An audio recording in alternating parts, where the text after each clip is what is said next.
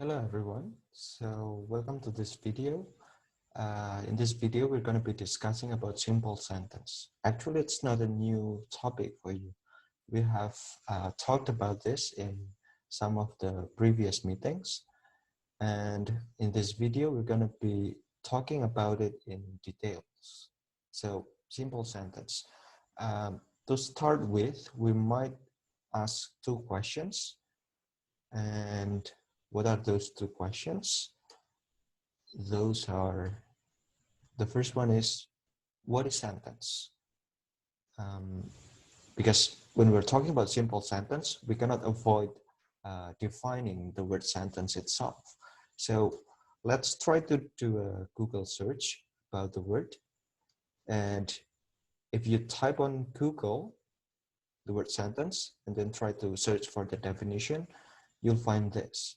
So it says that a sentence is a set of words. Well, of course, we have words, and then above that we have phrases, and above phrases we have sentences. So a sentence is a set of words or phrases in this case, and it is complete in itself. In terms of the meaning, a sentence is usually complete. So it is also a set of thought, a set of complete thought. That is a sentence. And according to Google, it says that a sentence typically contains a subject and predicate. When we're talking about a simple sentence always contains one subject and one predicate. Now, what about subject and predicate? What is a subject and what is a predicate? A subject is always a noun phrase. It cannot be other phrase. So a subject is always a noun phrase. And predicate, it's another phrase in that sentence that is not the subject. Usually a predicate will have a verb phrase as the main component of that predicate. So we can say that the main element of the predicate is a verb phrase. So in other words, we can conclude that a sentence should have at least a noun phrase as the subject, and then a verb phrase as the main component of the predicate. And then it says that a sentence conveys a statement, question, exclamation, or command, and consisting of a main clause, and sometimes one or more subordinate clauses. Because we're talking about simple sentence, they usually have only a main clause, because a simple sentence is usually the main clause itself. A simple sentence is the main clause itself, or some other people call it as independent clause. So in the independent clause or main clause, they are another words for simple sentence. Oh wait, we have another definition here of sentence according to functional linguistics. So for those of you who might not know what functional linguistics is, it's a popular trend in linguistics nowadays. And as you know, that linguistics is the study of language. So functional linguistics is, I think, one of the most popular trend in the study of language.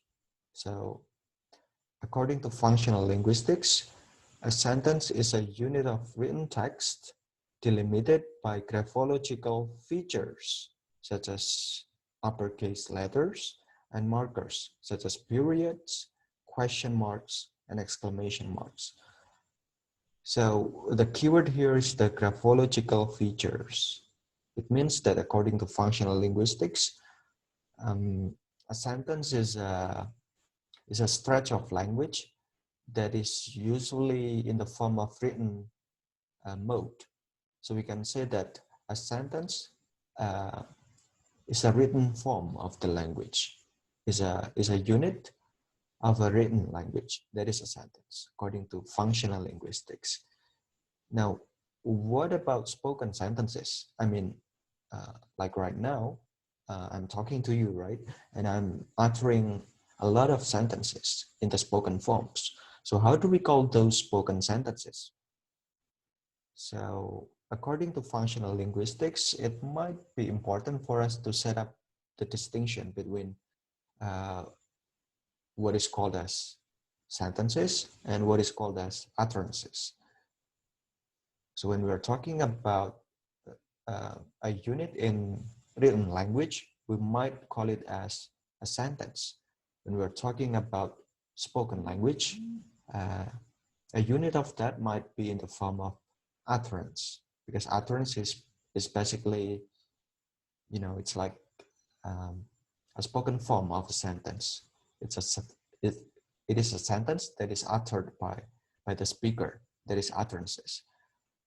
So sentences and utterances are kind of similar in that sense, but also different at another level of analysis. But let's get back to simple sentence. The second question that we might need to answer is this. How simple is simple sentence? Well, it might be a bit, redundant in terms of the use of words simple twice here in the questions.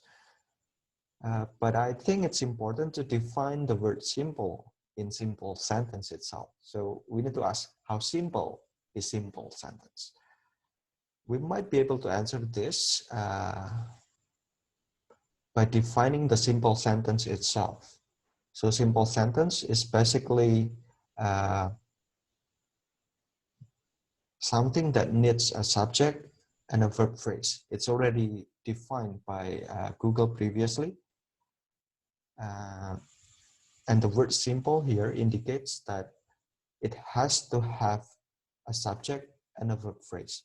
Why is that? Because if you have more than one subject and more than one verb phrase, it might become another type of, sentence. It might be, let's say, compound sentences or perhaps complex sentences. So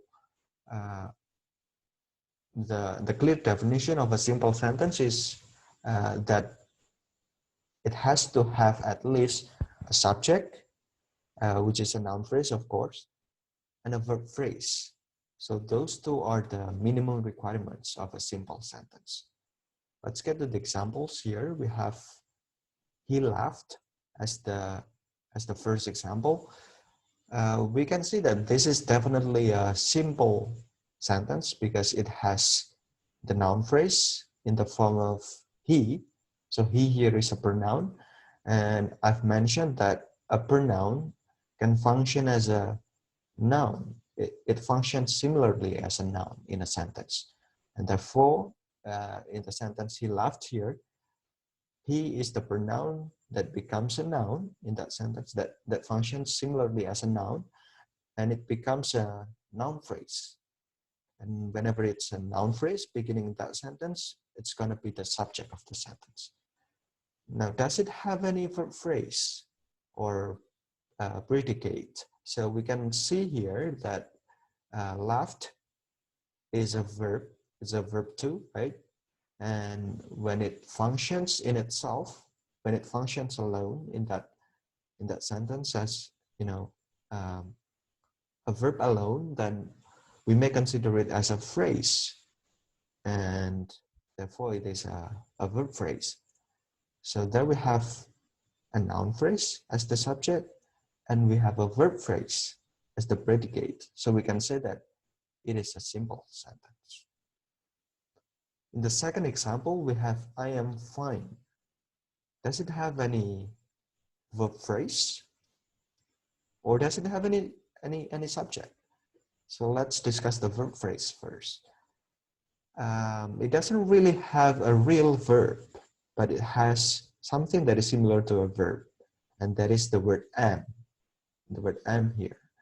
So am is basically a to be, and to be's are usually similar to verbs when they function in a sentence.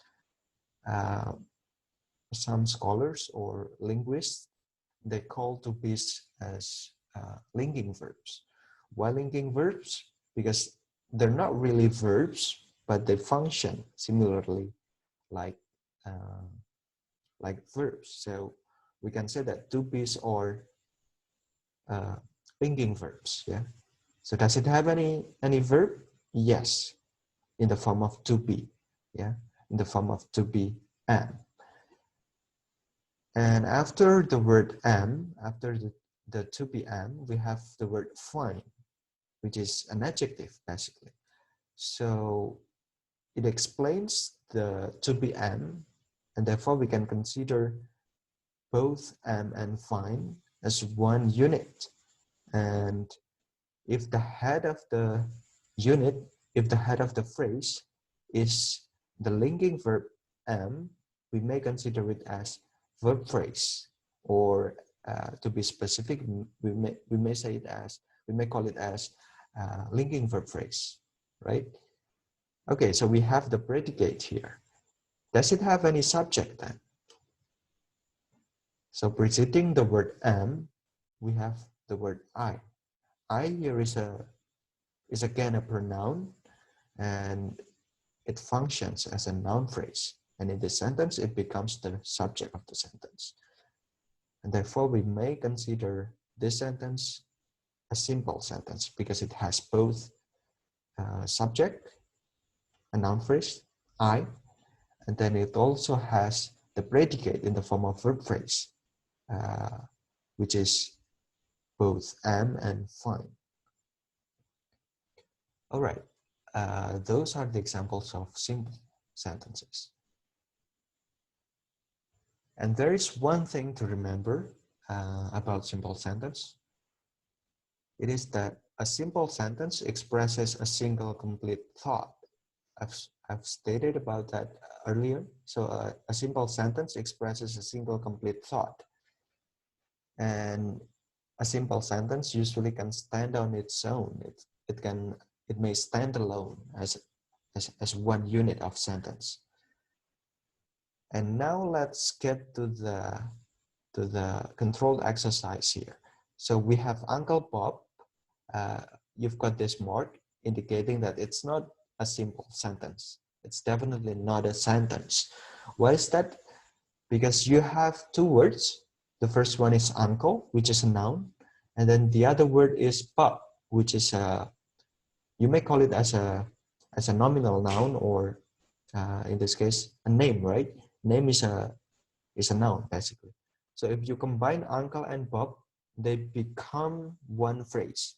And that phrase is noun phrase, or because it consists of both nouns, or uncle as a noun and Bob as another noun, you may call them as a unit of nouns. And that unit of nouns would be a noun phrase. Does it have any verb phrase? No, it doesn't have any verb phrase.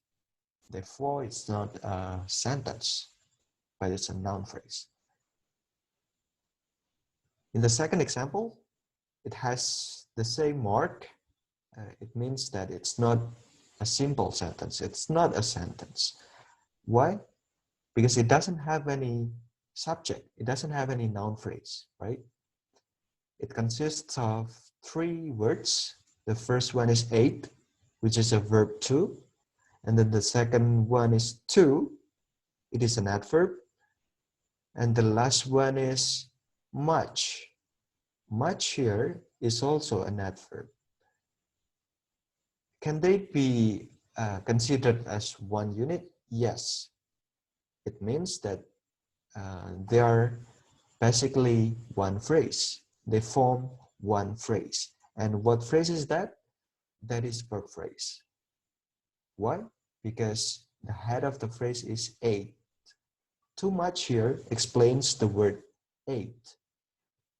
And ate is a verb, and therefore we consider it a verb phrase. The next example, we have Uncle Bob ate too much. Is it a simple sentence? Yes. What's the reason? Here we have the verb phrase in the form of ate too much. And then we also have the noun phrase or the subject in the form of Uncle Bob. So here, Uncle Bob ate too much is definitely a simple sentence. And the last example, I think, is a little bit complicated one. We only have two words. We have eat well in the form of the capitalization and also the punctuation. It resembles a sentence. But is it a sentence? Is it really a sentence? Well, we might ask the question whether it has a noun phrase or the subject, and whether it has the verb phrase as the predicate. It definitely has the verb phrase. It here is the verb, right? And it well, they form a phrase. And if the head is it here, it means that it well is a verb phrase. Does it have any subject or noun phrase? No, it doesn't, right? But is it not a sentence? That is the question that we need to ask. Is it actually, it is actually a sentence. Why is that? If you remember our materials in, the functions of sentences or sentence functions, we recognize four types of sentences. We recognize four functions of sentences. The first one is imperative, and then the second one is declarative, and then we have interrogative and also exclamation, right? It well here is actually an imperative sentence. It is an imperative. And the structure of imperative, as you know, it always starts with a verb or verb phrase, right? Does it have any subject? Not really. An imperative usually doesn't have a subject. You know the reason why? Because an imperative usually has an implicit subject. So the subject is there, but it is implicit. So for example, when I say, eat well to you, when I say eat well to you, it means that the subject implicitly in that sentence is you, right? Because I'm talking to you. You are the second person to whom I'm talking to, right? So when I say eat well to you, it means that the subject of the sentence is you implicitly. So we can consider that eat well here is a sentence in the form of imperative. But because we're talking about simple sentence, we might not highlighting that. We might not highlight that topic much. We will focus more on declarative sentences. All right. Now it's the next exercise. We're gonna have some sentences or phrases, and you're gonna have to decide whether those items are a simple sentence or just a phrase. Okay, let's get to the first item. So the first item here is the committee presented its ideas to Congress. Does it have any verb phrase? It certainly has a verb phrase, right? The verb phrase is presented its ideas to Congress. Why is it a verb phrase? Because it has the head, which is in the form of presented, and presented is definitely a verb too, right? So it is a verb phrase. Does it have any subject or noun phrase? The preceding unit before presented blah, blah, blah is definitely a noun phrase. And that is the committee, right? The committee is definitely a noun phrase. The head of the phrase is committee, which is a noun. So is it a simple sentence? The answer is yes. The second item or example here is the hotel on Park Avenue. Is it a sentence? We need to ask the same question. Does it have any verb phrase? No, it doesn't. So it doesn't have any verb phrase, but it has a noun phrase. What is the noun phrase? The noun phrase is the hotel on Park Avenue. The whole unit there is actually a noun phrase. What is the head of the phrase? Hotel is the head of the phrase. So hotel here is the head of the phrase. It is a noun, and therefore it is a noun phrase because the head of the phrase is a noun, right? And what about on Park Avenue? On Park Avenue, if it has on here, if the phrase begins with on, we can call it as a prepositional phrase. And this prepositional phrase explains hotel, right? And therefore, it is the rest of the noun phrase. It is, the part of the noun phrase that explains the head of the phrase, which is hotel. Okay.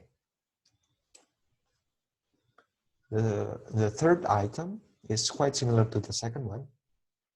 It is the hotel is on Park Avenue. The difference between this item with the previous one is on this, right? So it has the word is. What is the word is? The word is a to be, and to be can function as a linking verb, right? So does it have any verb phrase? The answer is yes. What is the verb phrase? The verb phrase is on Park Avenue. That is the verb phrase, with the head of the phrase is. Okay, does it have any subject or noun phrase? Yes, the hotel is the noun phrase or the subject, right? So is it a simple sentence? Yes, it's a simple sentence. Number 4, the architect in his office at 8 each weekday. Is it a sentence? Does it have any verb phrase? I don't think that it has a verb phrase because there is no verb in this item, right? There is no verb in this item. So it's not really a sentence. The last item, similar to the previous one, the architect arrives in his office at 8 each weekday. Now, it has arrives as an additional unit in this item, right? So arrives is a verb, and therefore it makes a verb phrase in this sentence. And what is the verb phrase? The verb phrase is arrives in his office at 8 each weekday. That is the whole verb phrase. Does it have any noun phrase or adjective? The noun phrase is the architect, right? So is it a simple sentence? Is it a sentence? The answer is yes, it's a sentence. Okay, I think you've understood the whole idea of simple sentence, right? And the last thing to discuss is this question. Why is it crucial to know how to write simple sentence? So why do you think it's important for us to understand how to write simple sentence? Well, knowing how to write simple sentences is basically the foundation for us to know how to write complex sentences and also compound sentences. Now I give you another 2 terms, right? The first one is compound sentences and the second one is complex sentences. Those are basically 2 other types of sentences in English. So now we have 3 types of sentences in English. The first one is simple sentence that we have discussed in this video. And then the second one is complex sentence. And the third one is compound sentence. The other 2 types of sentences will be discussed in another videos on Schoology. So Pak Moko and I, we will upload 2 or perhaps 3 or 1, I'm not sure yet, but we're gonna upload other videos on the topics of compound sentences. Yeah, compound sentences. For the complex sentences, we're gonna be talking about that in the next meeting, perhaps next week or the week after that. So that's for compound and complex sentences. Another reason why it is important for us to know how to write simple sentence is that by knowing those 3 types of sentences, by knowing the ideas of simple sentences and then complex sentences and also compound sentences, it will make us have the, have the things necessary to write an essay. So if you know those three types of sentences, you will have enough variety of sentences in your in your in your ability to write. So when you know how to write those three types of sentences, you will be able to write an essay with enough variety of sentences, and therefore your essay would be acceptable for academic work. And that is the second reason uh, for you to know that it is important that we understand how to write simple sentences. All right, I think that's all that I can discuss in this video, and thank you for paying attention. I'll see you in another video. Thank you.